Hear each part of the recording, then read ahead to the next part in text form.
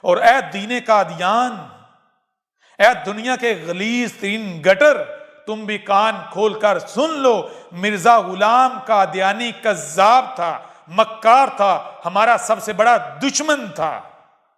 اب ایک طرف وہ کذاب ہے اور دوسری طرف ہم ہیں۔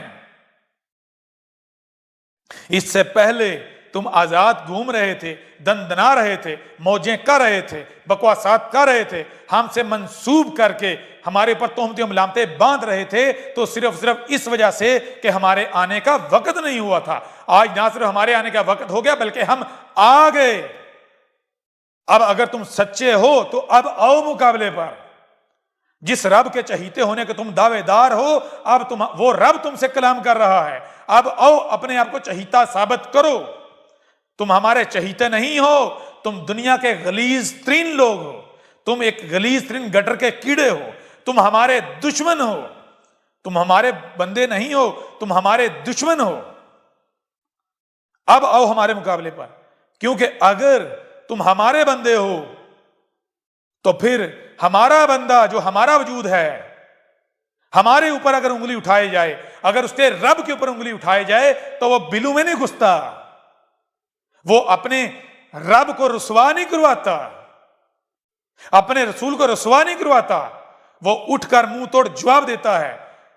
اور کیسے جواب دیتا ہے؟ جو کہ حق ہے وہ سامنے والے کو لاجواب کرتا ہے۔ وہ حق ہی کہاں جو لاجواب نہ کر پائے۔ اب اگر تم کہتے ہو کہ تم وہ جو حقیقی رب ہے، ہمیں چھوڑو، تم حقیقی رب ہے اس کے بندے ہو، تو تمہیں ثابت کرنا پڑے گا۔ لیکن جان لو تم رب کے بندے نہیں، تم رب کے دشمن ہو، شریک ہو، مشرک ہو۔ کیا اس قرآن کو جو تمہارے دونوں ہاتھوں کے درمیان ہے اپنے لیے حجت تسلیم نہیں کرتے؟ اس کو رب العالمین کی طرف سے اتارا ہوا نہیں تسلیم کرتے؟ تسلیم کرتے ہو نا؟ تو اب یہ بتاؤ کہ کیا اسی قرآن سے ہم نے تمہارے اوپر یہ بالکل کھول کھول کر واضح نہیں کر دیا کہ مرزا غلام قادیانی کذاب تھا، مکار تھا، فراڈیا تھا، دجال تھا؟ رب العالمین کا اور قرآن کا، تمام رسولوں کا جو رب کے بھیجے ہوئے تھے، ان کا سب سے بڑا دشمن تھا، ان کے اوپر تہمتیں ملامتیں لگانے والا تھا۔ ہم نے ثابت نہیں کر دیا؟ ثابت کر دیا ہے نا۔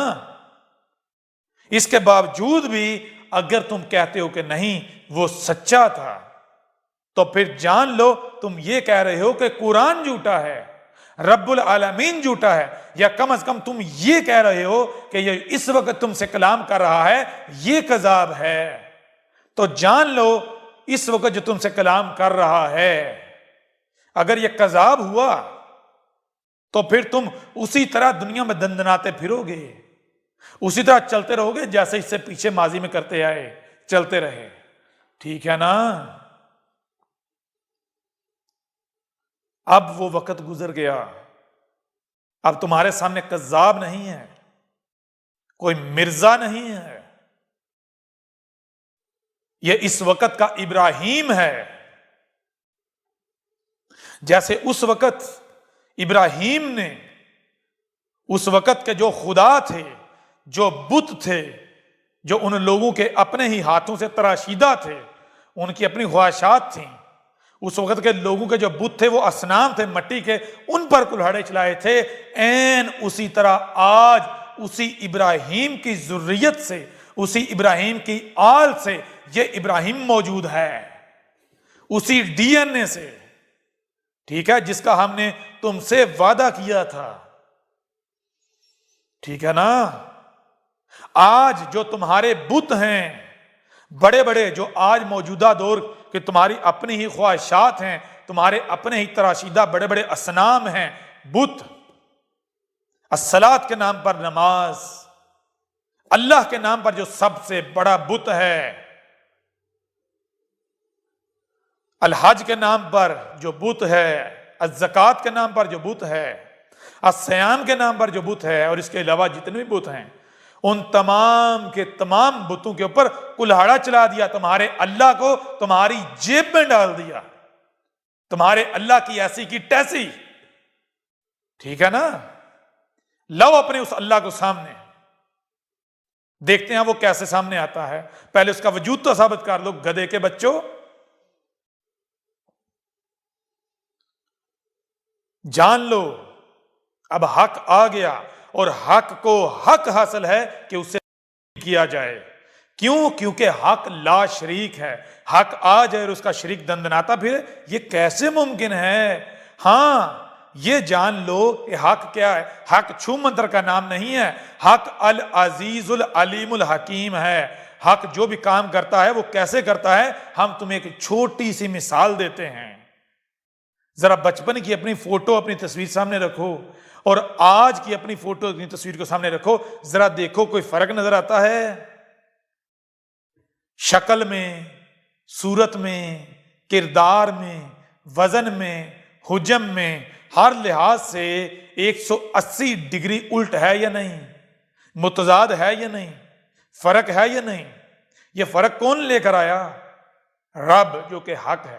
کیسے لے کر آیا؟ اس طرح لے کر آیا کہ کسی کو محسوس بھی نہیں ہوا، ٹھیک ہے نا؟ کیوں محسوس نہیں ہوا؟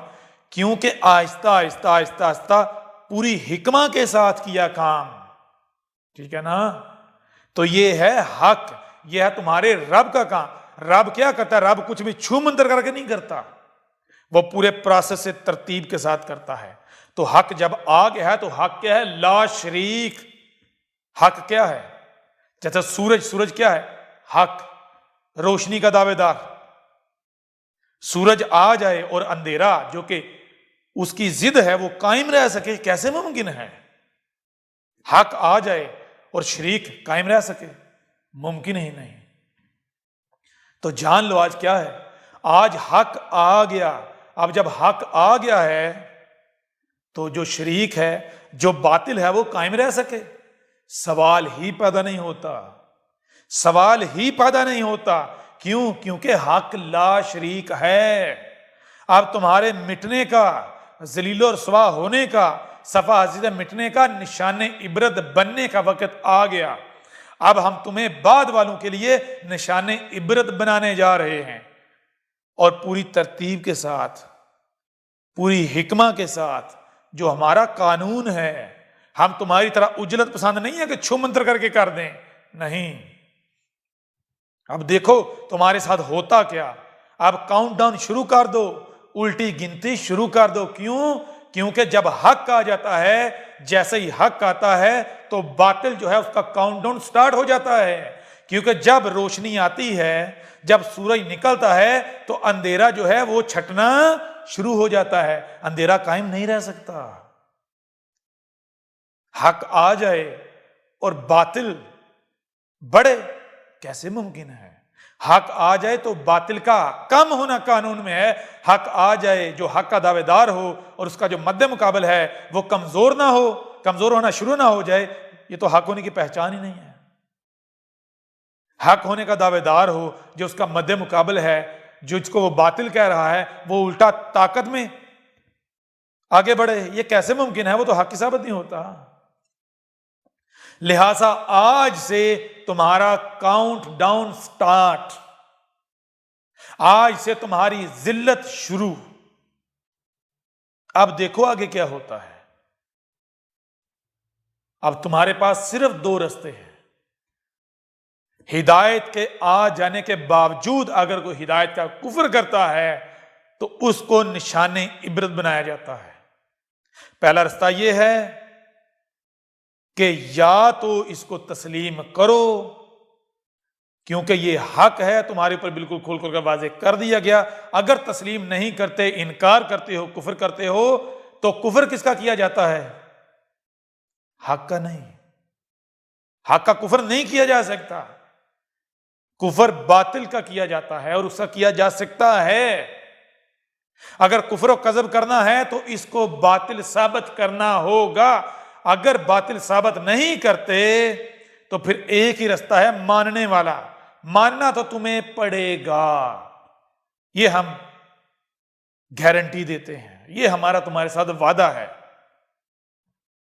اور یہ جو تمہارے سامنے بیٹھا ہوا ہے، اس کی موجودگی میں ایک ایک مانو گے، نمبر 1۔ نمبر 2، اس کے باوجود بھی اگر کفر ہی کرتے ہو تو نہ صرف تمہیں ماننا پڑے گا، بلکہ نہ تو وہ ماننا تمہیں کوئی نفع دے گا، فائدہ دے گا، بلکہ ہم تمہیں فرعون کی مثل نشان عبرت بنائیں گے، گزشتہ ہلاک شدہ اقوام کی مثل ہم تمہیں نشان عبرت بنائیں گے۔ اور آج تمہیں ایک اور